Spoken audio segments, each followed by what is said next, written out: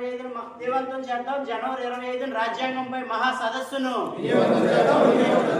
విజయవంతం చేద్దాం. జనవరి 25 మహా సదస్సును కాపాడుకుందాం భారత రాజ్యాంగాన్ని. కాపాడుకుందాం భారత రాజ్యాంగాన్ని. వర్ధిల్లాలి ప్రజాస్వామ్యం. జై భీమ్. జై భీమ్. డాక్టర్ బాబా సాహెబ్ అంబేద్కర్. కాపాడుకుందాం భారత రాజ్యాంగాన్ని.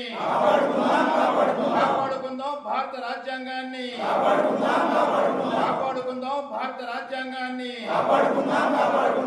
జరిగే మహాసభను మనం విజయప్రదం చేద్దాం.